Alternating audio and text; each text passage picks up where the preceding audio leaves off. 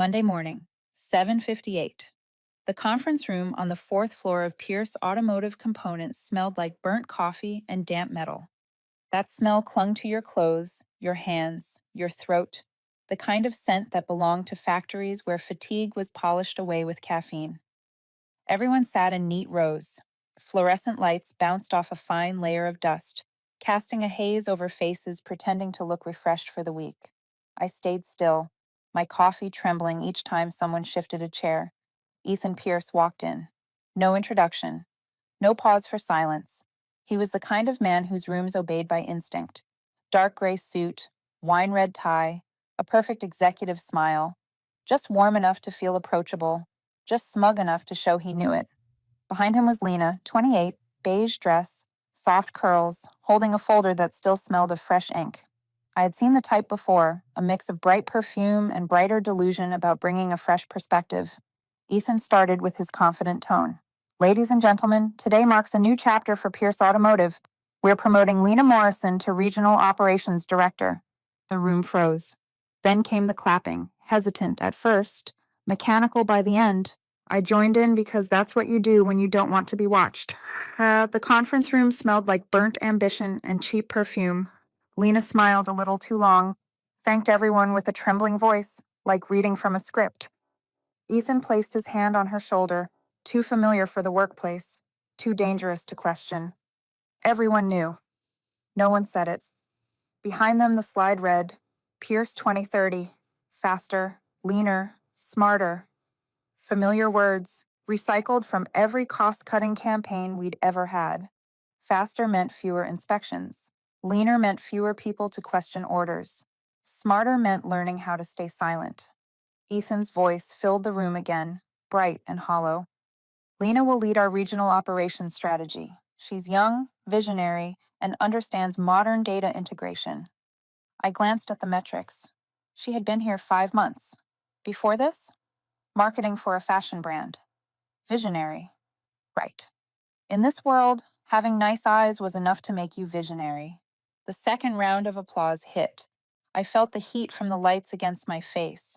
My coffee rippled to the beat of my pulse. Ethan's gaze swept the room and stopped on me. Lily, he said, make sure Lena's transition goes smoothly. We can't afford any delays. I nodded. Didn't speak. Just felt something tighten around my throat. We can't afford any delays. It sounded ordinary, but I heard the blade in it. 2 months ago, Ethan had forced me to optimize the brake inspection process from 12 steps down to 9. I had pushed back. He laughed. You're too careful, Lily. Cars don't need saints. They need speed. I had signed off, reluctantly. Told myself it was just once. Now, no delays meant more corners to be cut. And I was still, supposed to smile. The meeting dragged on, hollow congratulations, pen clicks, chairs scraping, mugs tapping. The soundtrack of corporate decay. Ethan talked about efficiency. Lena stared at papers she probably couldn't explain. I checked the clock. 8:22. Only 20 minutes had passed. It felt like 7 years. When the meeting ended, people scattered like air escaping a vacuum. A few lingered, sweet as artificial sugar. You'll do great, Lena. So exciting to see new energy. I gathered my notes, slow and steady. As I passed, Lena smiled politely. You'll have to teach me all your secrets, Lily. They're all written in the manual, I said softly. She laughed, not realizing that was the joke. Ethan stood at the door and gestured for me to stay. The door shut. Silence thickened. Only the hum of the AC and the burnt smell of coffee remained. You've been with us, what? 7 years? 7. You've been invaluable, Lily. I mean it. None of this would be possible without your groundwork. I stayed quiet. When a man says invaluable, he usually means unpromotable. You understand the bigger picture, right? Which picture? The one where we stay competitive. You'll still lead quality control. Lena's role is more strategic. Strategic. A word he had drained of all meaning. Sure, I said, happy to help. He smiled, relieved. And I felt something clear in my mind, sharp and cold, the kind of clarity that comes at 3 in the morning when you finally understand what's been keeping you awake for years. I walked out, down the glass hallway overlooking the assembly line below. The clang of steel, the smell of oil, the hiss of machines. 7 years ago, I loved that sound. It made me believe I was building something safe, something that mattered. Now it just screamed warning. At my desk, I opened my laptop. The screen lit up, my reflection flickered across rows of files: Safety Test, Audit 2024, Compliance Report. In the corner, last edited by E. Pierce. My stomach sank. I opened the file. One data column was missing. Brake temperature testing at 400 degrees, a mandatory safety metric. I didn't need to guess who deleted it. I closed the file, didn't save, didn't react, just poured another cup of coffee, colder, more bitter than before. The coffee tasted like metal. Outside, Lena's heels clicked against the concrete floor, click, click, click, like a countdown clock. I leaned back, breathing in the mix of heat, steel, and pretense. Somewhere in that room earlier, something had died. Not me, not the job, but the illusion that people like Ethan still knew what safety meant. And that was the moment I knew I wouldn't stay silent forever. 7 years ago, I walked through the gates of Pierce Automotive Components on a cold March morning, gray as steel. I had lost everything: my savings, my small apartment in Columbus, and the belief that I was a smart woman. The man I was supposed to marry disappeared with my account balance and the car I was still paying off. The police said there wasn't enough criminal evidence, and the bank still wanted its money on the first. I signed a contract as a quality control engineer for a salary that barely covered rent, but at least the work had principles, numbers, and something no one could fake: data. On my first day, I stood inside the brake testing bay. The clash of metal, the hiss of oil, the smell of burning rubber. Someone asked me, "Why this job?" I said, "Because it doesn't lie." 3 months later, I was moved to safety and compliance. Every morning, I reviewed hundreds of data lines: pressure, temperature, friction ratios, deviation margins. Every number I signed off on meant something: a life somewhere out there, on a highway, in the rain, in the final second before the brakes held. I never forgot the day my younger brother died. It was a wet afternoon in June. His sedan skidded across the divider because the brakes failed. The manufacturer blamed the weather conditions. A year later, they quietly recalled thousands of cars for defective brake assemblies imported from Mexico. No one on the board was charged. I was 26, and from that day on, every time I saw a car, I heard the sound of friction in my chest. At my first safety conference, a coworker joked, "Do you check every line yourself?" I smiled and lifted my cold coffee. That's why I check every line twice. Ethan Pierce was the one who interviewed me. Mid-30s, sharp, articulate, different from the usual kind of leadership. During the interview, he said, "Pierce builds cars that don't just move, they protect. Safety isn't a department here, it's a philosophy." That line hit me hard. I thought I had found the place to start over, and for the first few years, he actually believed it. Ethan toured the plant with me, asked about the details, and even signed off on a few reports himself. He told me, "You're the conscience of this factory." I wasn't sure if it was a compliment or a burden. Either way, from that day on, I lived like a silent gatekeeper. Time moved faster than the stamping machines. I didn't date, didn't go out. I learned to live in a small apartment, eat canned dinners, and pay my debts on time. People at the plant joked that I was married to the job. Maybe they were right. It was the only relationship that hadn't betrayed me, or so I thought. When Pierce expanded into Europe, Ethan became the golden boy of American manufacturing. The press photographed him on the new production floor, espresso in hand, saying all the right words: efficiency, innovation, future. And I was still in my gray uniform, bent over the tensile test machine, keeping every data line straight as a heartbeat. By the fourth year, I saw the shift. Ethan stopped visiting the floor. Meetings were about cost, deadlines, and delivery speed. When I asked him not to cut the heat endurance stage because we needed full samples, he raised an eyebrow. "We've done thousands of these. We know the limits. The limits change when you ignore them. He laughed softly, shaking his head. You'd make a terrible executive, Lily. You still believe numbers have morals. That sentence kept me quiet for 3 days, not because it hurt, but because I feared he might be right. Maybe I was too rigid for this world. By the 5th year, Pierce hit record revenue. A new board member arrived. Young, ambitious, polished shoes, fluent in the language of optimization and strategy. In the December meeting, Ethan presented a plan called Lean 360. Shorter validation cycles, 20% faster output. I sat in the back row, my hands cold as I held the printout. He talked about smarter automation, risk tolerance, and streamlined validation. No one asked what streamlined meant. I knew. It meant cutting thermal endurance tests. After the meeting, I caught him in the hall. You're cutting the wrong corners. He smiled. No, Lily. I'm cutting the invisible ones. Nobody sees, nobody dies.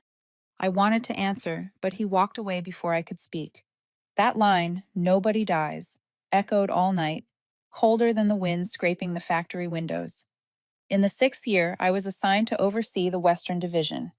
When I signed the papers, Ethan said, We're promoting you unofficially. Title comes later. I believed him. I worked nights, fixed crises, trained new tech teams, thinking later would come. It never did. By the 7th year, I started to fade. Decisions went through without me. Files I edited were renamed, signed off by E. Pierce. The company newsletter showed his smiling photo beside the headline. Pierce Automotive achieves record output with reduced validation times. Underneath was his quote, In manufacturing, conscience must adapt to efficiency. I read it over and over. Conscience must adapt. Years ago, he had called me the conscience of the factory. Now, conscience was just an inconvenience. I don't know the exact moment Pierce changed. Maybe when investors arrived, or when he realized reputation travels faster than ethics. All I knew was that I was still standing by the machines while everything else was being shortened. Every line, every second, every piece of trust. Sometimes, when the machines went silent, I stayed behind. The brake test chamber felt like a graveyard then. Dim lights, the soft ticking of cooling metal. I thought of my brother, the numbers, Ethan, and that line he once said, You're the conscience of this factory. I smiled, tired. If he ever believed that, he wouldn't have tried to replace me with someone who only knew how to make prettier slides. I don't remember when I started to fall asleep. 7 years of loyalty, 7 years of believing that doing the right thing was enough for justice to understand itself. Turns out even justice needs a reminder. And I had just woken up. Lena arrived in mid-May. The same week, dust storms started rolling through Assembly Line 3. She walked into the office in pearl heels, a light-colored dress, and a come-ready smile, the kind that softens the hard edges of steel around a production floor. Ethan introduced her to the team with a voice that almost sounded gentle. This is Lena Morrison. She's here to observe how we do things. Observe. Not do, not learn, not train, just observe. Like a reporter on a backstage tour before a TV segment. I was assigned to show Lena around with no real description attached. Just help her get familiar with the process. In the first week, Lena was granted access to the internal system, a kind some technical supervisors still didn't have. She sat at the desk beside me and kept asking questions. Why do we test brakes at 400 degrees Fahrenheit? It never gets that hot in Toledo. Do we need dust condition testing? Modern cars have filters, right? A lot of these checks look the same. Can we bundle them to move faster? I had trained plenty of newcomers, engineers, and interns alike. None of them made me laugh and shiver at the same time the way Lena did. Not because she lacked knowledge, but because she didn't know she lacked it. I kept my face neutral. Inside, I knew one thing with absolute clarity. Someone like her should not be allowed to sign any technical report. Not yet. Maybe never.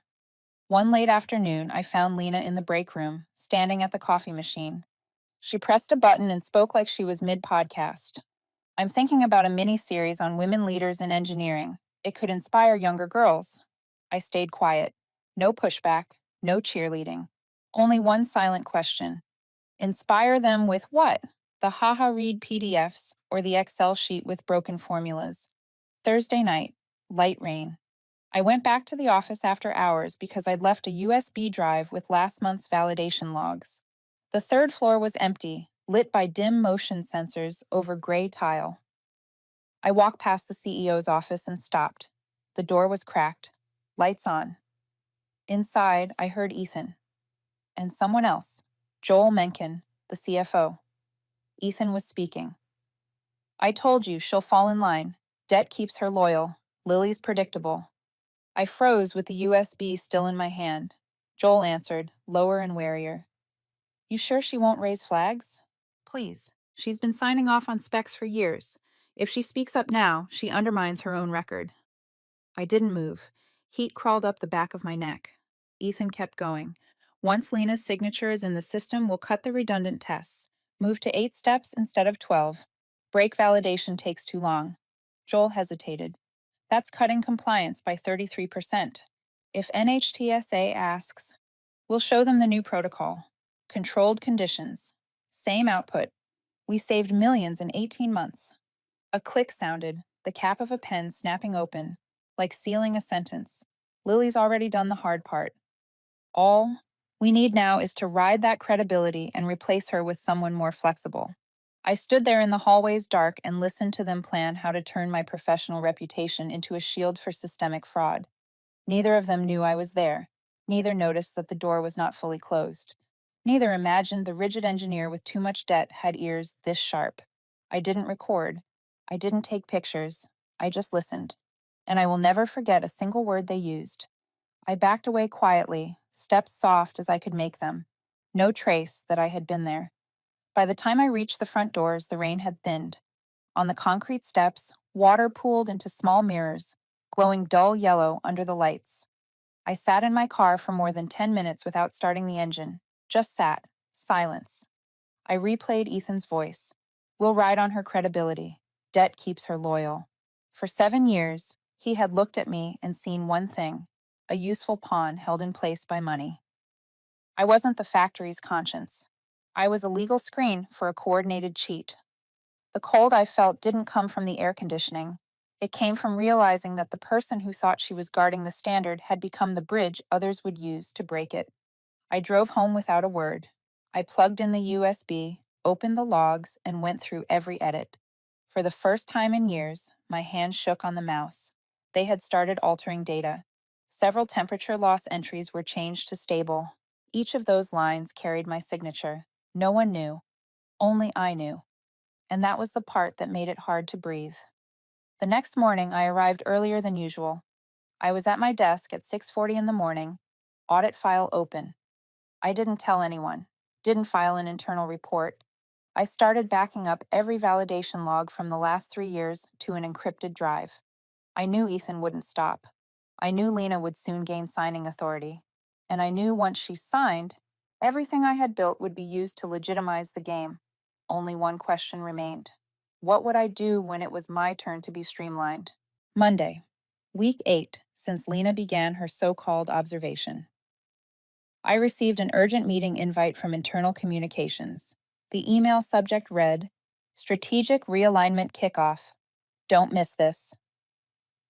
I knew what it was, a ceremony. And I knew the reason I hadn't been told earlier wasn't oversight. It was an intention. 8 in the morning. The main auditorium, branded as the Pierce Vision Room, was more crowded than any internal meeting I'd seen before. The lighting was softer than usual. There were flowers, pastries, a table of paper cups printed with the new logo. Faster, smarter, safer, safer. That word, placed after faster and smarter, felt like an afterthought, a polite nod, not a priority. I walked in and sat in the third row, center. The air was heavy with office perfume and caramel coffee from the catering stand. Everything smelled like a freshly painted slogan covering cracks in belief. Ethan took the stage, mic clipped to his lapel, navy blazer, eyes bright, not a trace of fatigue. Beside him was Lena, dressed in a white blazer, tidy, more formal than usual. She moved slowly, carefully, holding a bouquet of white calla lilies, the kind used for weddings or funerals. "Good morning, team," Ethan began, warm and confident enough to reach every ear in the room. "Today, we enter phase 2 of our modernization journey, and I couldn't be prouder to announce our new Regional Operations Director, Lena Morrison." Applause broke out. I clapped once, just once, enough to drown the slowing beat of my heart. Lena stepped to the center, smiling and bowing slightly. Her voice trembled but stayed clear. "I'm honored to serve the Pierce legacy. I may be new to automotive, but I believe in clarity, collaboration, and continuous improvement." I wondered, continuous improvement by cutting brake tests? Ethan gestured toward the screen behind them. A bold white phrase appeared in sans serif font. "Efficiency is our new safety." My hand tightened on my bag strap. No one reacted. A few people nodded as if they understood. But I knew. They only understood what they were allowed to. Next slide. Pierce, 2030. Lean, clean, and vision-driven. Next, validation optimization plan. Then I saw it, a small gray line tucked in the lower right corner of the fourth slide. Phase 2, reduced validation cycle, small font, pale color, a tiny gear emoji beside it. No one read it, except me, and I knew exactly what it meant. Reduced validation wasn't a strategy, it was a burial.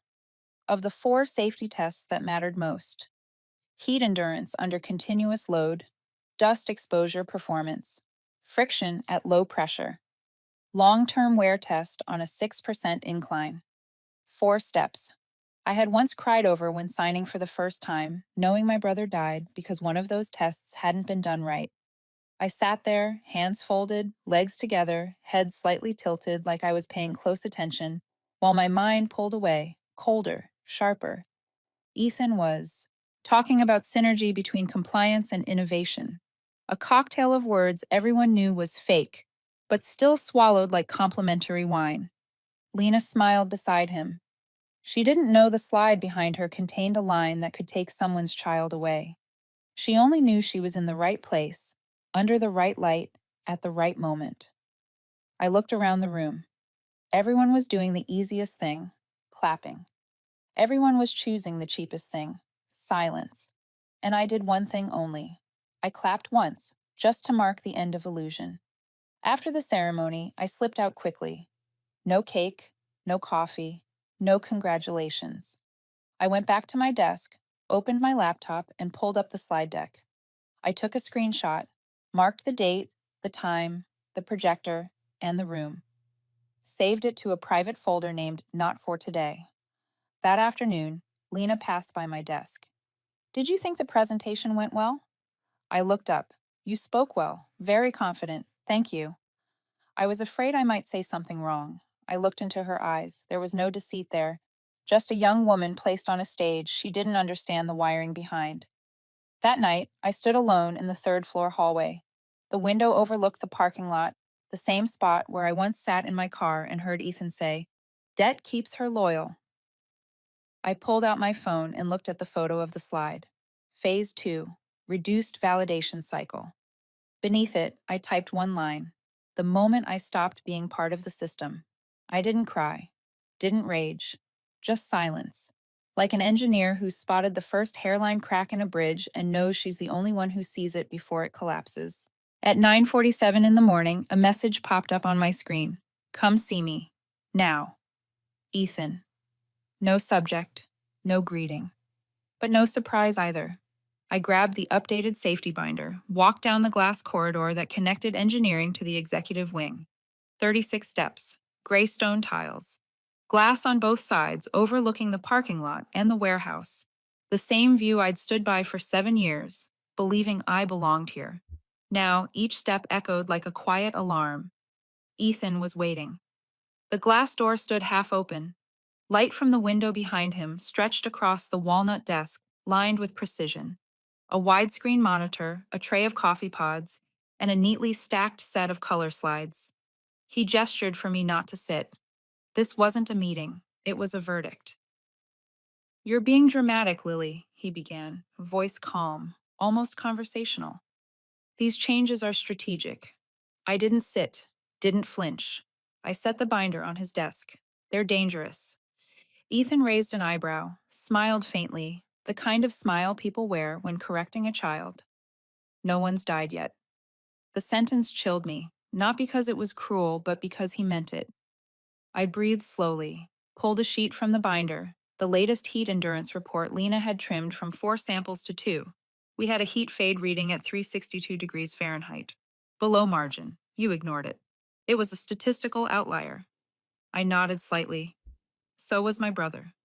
The words hung in the room like metallic smoke. No one dared to stir them. Ethan crossed his arms, tilted his head. I'm not discounting your trauma, Lily, but companies evolve. We can't be held back by every personal ghost. I took out another document, a resignation letter, signed, dated, placed it gently on the desk, like setting a steel ball on glass, silent but heavy. What's this? My resignation. He lifted the paper as if it were an old punchline. You're quitting? Because of Lena? No. Because of me? Not even that. I met his eyes. Because this isn't the place I signed up to protect anymore. Ethan gave a dry laugh, folded the letter, not torn, not returned, just kept it, like a souvenir. You think integrity pays your mortgage? It paid for my peace. He frowned, then shifted tone. You walk out now, you burn bridges. You know that, right? No. I just refuse to walk deeper into the wrong building. He went quiet for a few seconds, then moved from behind the desk, circling like a man choosing his angle of attack. Without me, you're nothing but a compliance clerk. I turned my head slightly, my voice steady. Then you just misjudged the price of integrity. I started toward the door, but he wasn't done. You'll regret this, Lily. You've been here 7 years. You know how hard it is out there. It'll be hard, I said, hand on the glass handle. But at least it'll be honest. I stepped out. The door didn't slam, but it was loud enough for Ethan to know he no longer controlled me. The glass corridor was still 36 steps long, but this time, each one led me closer to freedom. Back at my desk, I opened my email and typed the subject line, Formal Resignation, effective in 14 days. I added, I will ensure proper handover of all safety documentation and critical reports. Thank you for the opportunity. Polite, professional, which made it sharper. Around noon, Lena stopped by my desk. Do you have 5 minutes? Not right now. I heard you're leaving? News travels fast. She stayed quiet. Her eyes no longer carried that camera-ready brightness. I didn't want it to end like this, she said softly. This is what choices look like, I replied. It's just a shame you weren't the one who got to make yours. You were chosen, to be used. That afternoon, I went to the brake test chamber. I stood alone in the metal room where every sound doubled, every echo lingered. I placed my hand on the old testing rig. They tried to cut its budget last year. I fought to keep it, because some things exist only to remind people where the limits are. That night, I took the safety binder home. For the first time in 7 years, I opened each page, reviewed every signature, including the ones I had been pressured to sign. Then I took a yellow Popo-it, pressed it to the front cover, and wrote, For whoever comes next, read with your conscience first. I didn't leave right away. That was the part Ethan didn't see coming. The next morning, I showed up at the plant as usual. Gray lab coat, badge around my neck, peppermint coffee in hand. No greetings, no questions. Only a few quick glances, the kind of silence shared by people who know but pretend not to.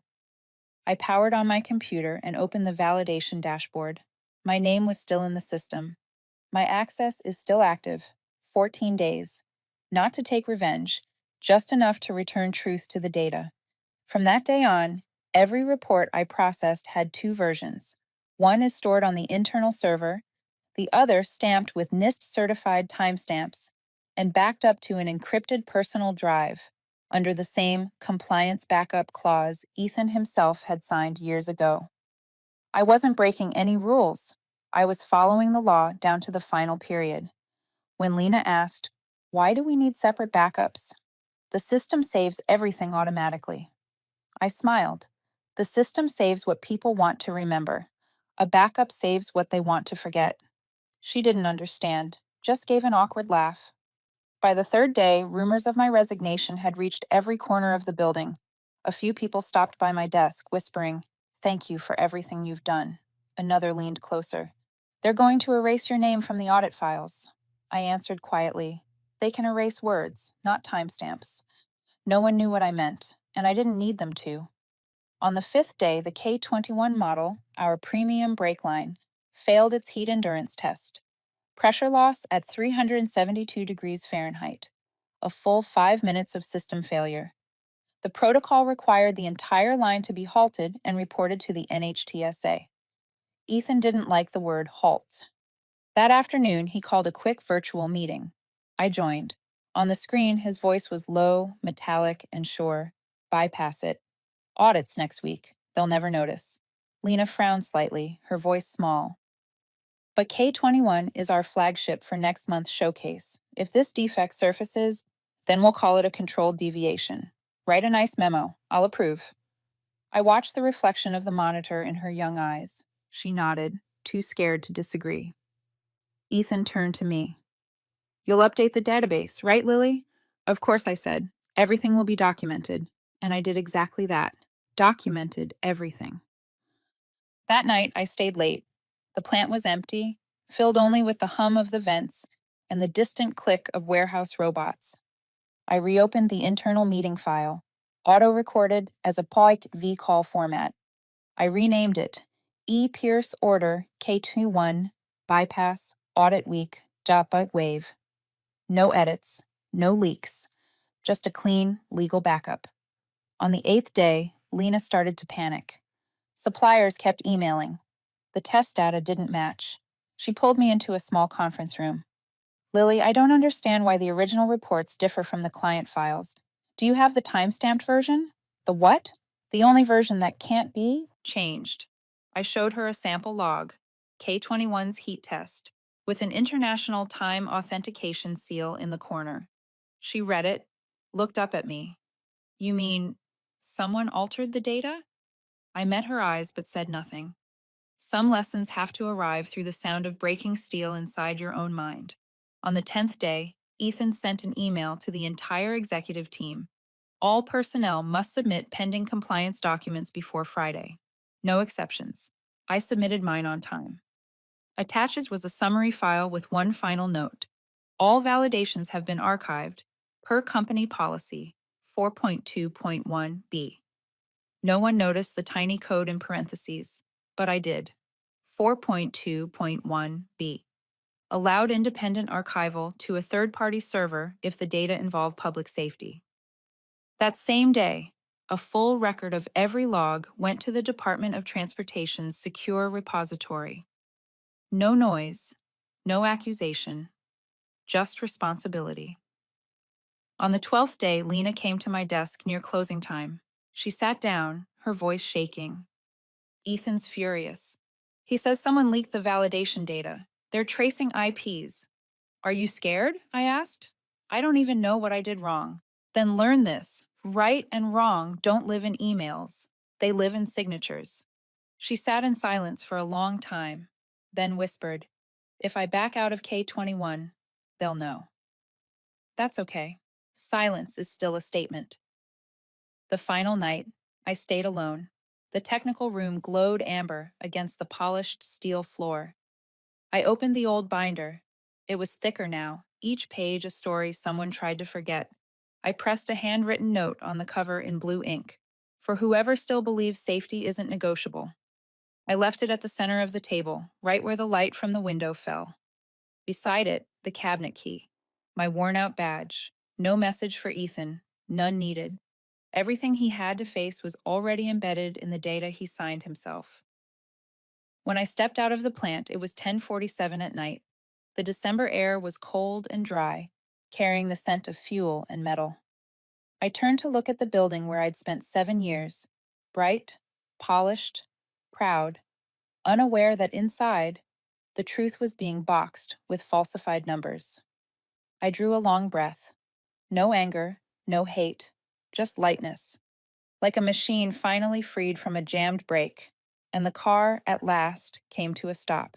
2 months had passed since the night I left the safety binder on the table and walked out of Pierce Automotive. I never went back. No emails, no calls, just whispers scattered across LinkedIn. Pierce under review for audit discrepancies. No one tagged me, but I knew. The data had started to speak. I live in Detroit now, renting a small apartment near Midtown. White walls, windows facing the river. Each morning, I crossed the wooden bridge, drank peppermint coffee, and read industry news. One March morning, an email arrived from Nexus Mobility, the largest electric brake manufacturer in the Great Lakes region. Ms. Coleman, we've reviewed your work at Pierce. We'd like to meet you in person at the upcoming Automotive Safety Forum. I smiled. Not out of pride, but irony. The conference was sponsored by Pierce. The morning of the event, Detroit was cold, the river wind heavy with salt and metal. The Beaumont Grand Hotel gleamed with its banner, Innovation Forward, Rethinking Safety Standards. I arrived early. No one recognized me. I had changed my hair, traded the gray engineer's uniform for a black blazer and a silk scarf. Wearing a badge that read Guest Consultant, I walked into the main hall. On stage stood Ethan Pierce, still confident, still composed, his voice steady, gestures sharp in rhythm with the slides.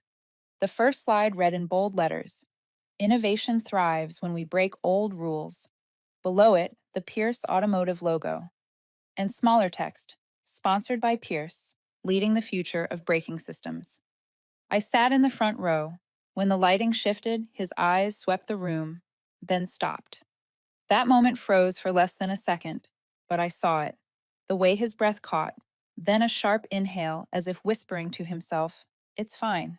I smiled, not to taunt him, just the calm relief of someone who no longer carries fear. He went on with his speech. Words like efficiency, cost innovation, and smart testing frameworks filled the room. Behind him, the screen showed an image of brake calipers with the tagline New Validation Cycle, Faster, Smarter, Safer. I almost laughed. Safer, still last in line, still decorative. I listened quietly while a few people in the back whispered, "Isn't Pierce under audit?" I heard their K-21 line got flagged by NHTSA.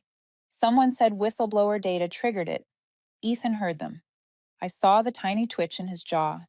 No one else would notice what I did, that moment when applause hides a man's shaking hands. The final slide read, Pierce, where safety meets innovation. Applause erupted. Ethan bowed, eyes carefully avoiding mine. But avoidance has a limit. As he stepped down, I stood and walked to the refreshment counter right along his path. He saw me, stopped. Not from fear, from uncertainty, because he didn't know what tone to use with the woman whose silence had fractured his empire. Lily. Ethan. My voice was even, almost polite. "Didn't expect to see you here," he said, smiling tightly. "Same. You? Look, different. Peaceful?" I asked. Something like that. I glanced around. Reporters, investors, and NHTSA officials were gathered nearby, flipping through audit packets. One of them whispered something, and I said softly, "You should read your audit report. It's enlightening." Ethan blinked, forcing a smile. "You always had a flair for drama." "No, I just learned timing." I walked away before he could respond. Nothing unsettles a manipulator more than being denied the stage. That afternoon, the conference hosted a private networking session for senior executives. I was invited by David Rourke, CEO of Nexus Mobility, a man with a calm stride, a low voice, and a habit of looking people directly in the eye. "Ms. Coleman," he said, "I've read the audit summaries. You were the Director of Quality Compliance at Pierce, correct?" "Yes." "Up until 3 months before the investigation, did you know about the data manipulation?" "Let's say I knew what would happen if I stayed silent." He nodded slowly. "Good, because at Nexus, we're building systems to fix what companies like Pierce broke." He placed a thin envelope on the table. "We could use someone who remembers why rules exist." Inside was a formal offer. Director of Safety and Ethics, Nexus Mobility. Salary, twice what Pierce paid. Terms included independent authority over compliance reviews. I looked up. You realize that's not a very political position. That's exactly the point. We shook hands. His were warm, dry. That night, I stood outside the hotel, watching Nexus prototypes glide down the street. Their brakes sounded soft, precise, clean. I thought of my brother. If someone in that old testing room hadn't rushed a signature, he might still be alive. A cold gust swept through, carrying the scent of ozone and steel. I closed my eyes. For the first time in years, the sound of a car stopping didn't make me feel guilty. The next day, a small headline appeared in the business section. Pierce Automotive under federal investigation. Multiple executives step down. Amid data tampering allegations. Ethan's photo, pale, strained, sat beneath the caption, CEO denies wrongdoing, claims internal sabotage.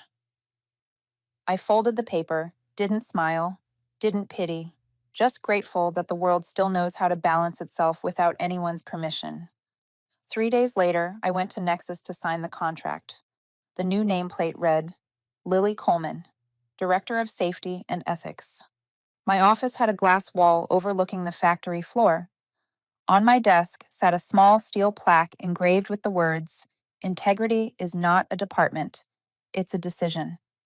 I placed a cup of peppermint tea beside it. Inside the drawer, I kept a single copy of the old safety binder, the file that once broke a system and rebuilt me. I didn't need recognition or revenge, just the quiet certainty that this time I was allowed to do it right.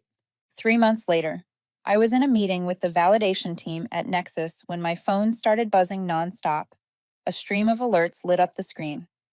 Breaking news: Pierce Automotive under federal investigation for falsified safety reports.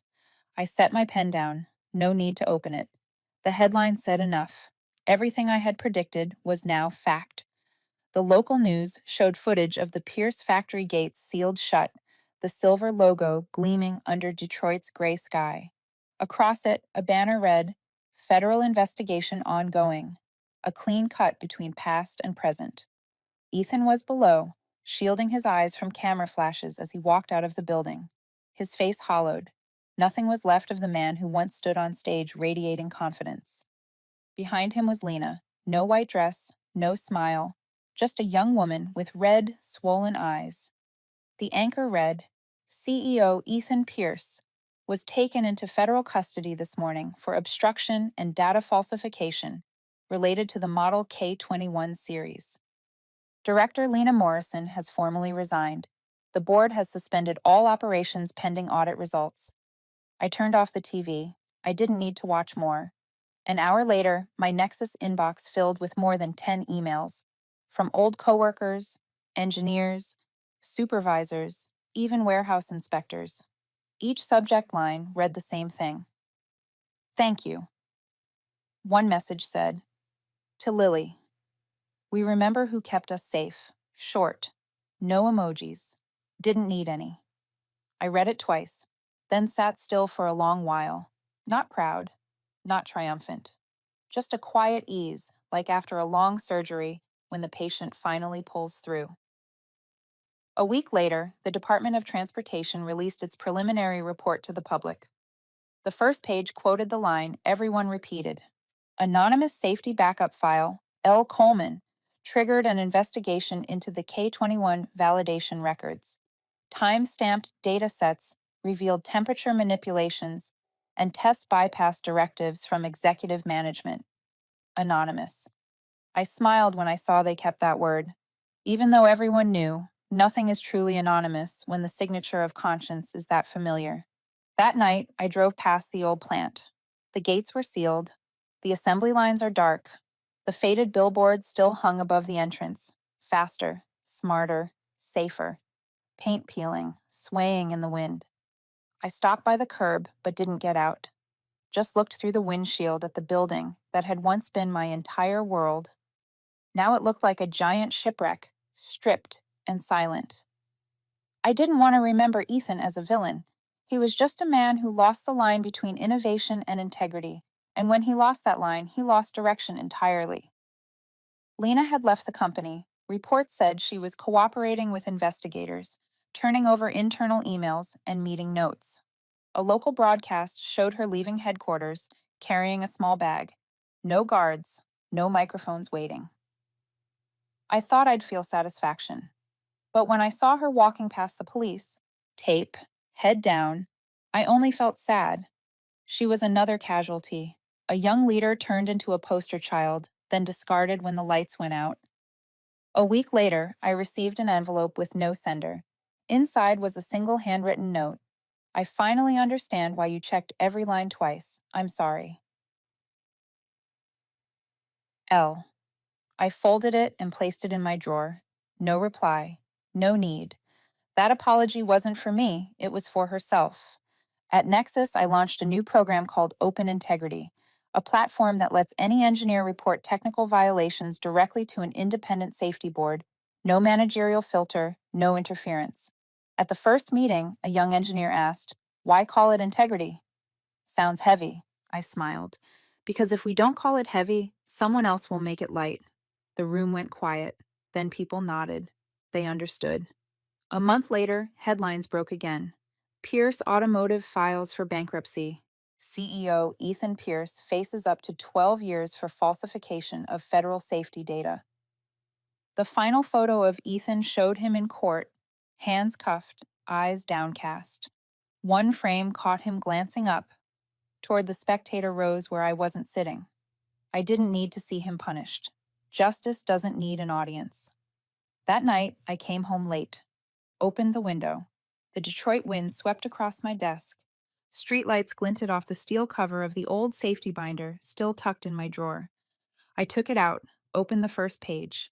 The yellow post-it was still there. For whoever still believes safety isn't negotiable. I added a new line beneath it. Sometimes truth just needs time to load. I sat in silence. No anger, no fear.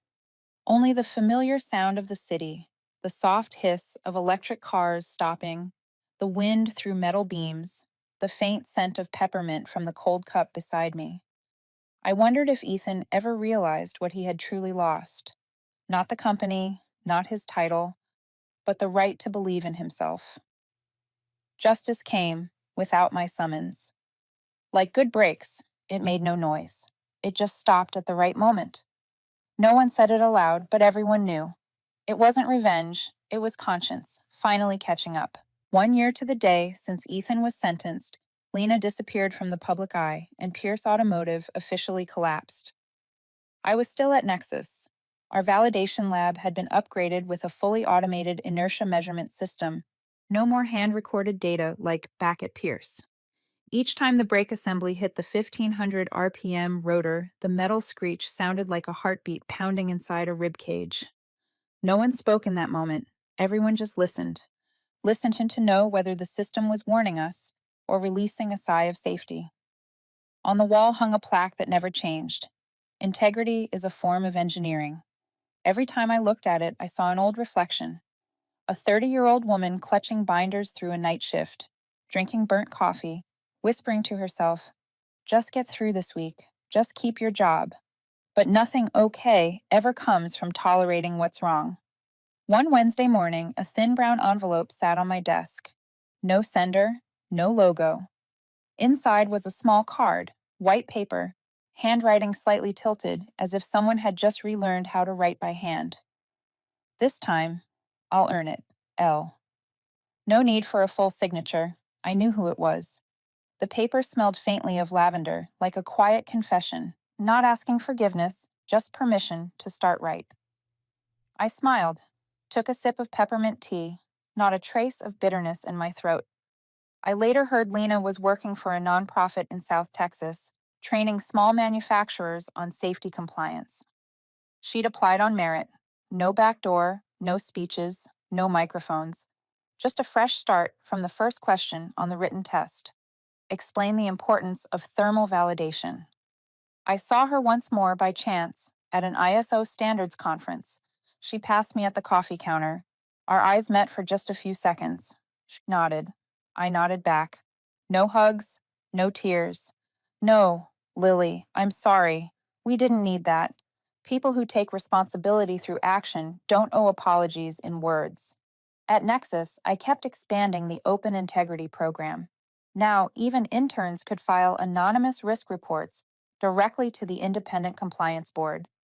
We built the system so no one would ever lose their job for telling the truth. I hired a team of young engineers. 3 of them had once been rejected by Pierce for not being team material. Now they were the backbone of our Dynamics division. One of them, Malik, once asked, "What kept you going when they ignored your warnings?" I looked at him. The memory of one crash that didn't have to happen. I still lived in the small apartment near Midtown. On weekends, I went to the library, read books on philosophy and systems design. I wasn't in love with anyone, didn't need to be. I was already full, with the one thing I'd always lacked: peace after every signature. One late afternoon, I closed the validation file for the K-35 Mountain series and turned toward the window. Light rain fell over Detroit, droplets clinging to the glass like heat test readings. I whispered to myself, as if writing the final line of a long story, finally finding its ending. Sometimes the loudest revenge is doing the job right. I folded the file, not quickly, not slowly, set it on the desk beside Lena's card. No one needs to be destroyed. No one needs to kneel. I don't need them to confess. I don't need them to pay. I just need to know. No one will die because of one dishonest signature again. And I no longer live just to endure. If you've listened all the way to this point, maybe you believe it too. That kindness and integrity never go out of style. If you've ever been dismissed for doing the right thing, or stayed silent just to stay dignified, you're not alone. Subscribe for more quiet victories, stories where justice doesn't shout, it stands firm. Because sometimes the strongest revenge is simply doing your job, flawlessly.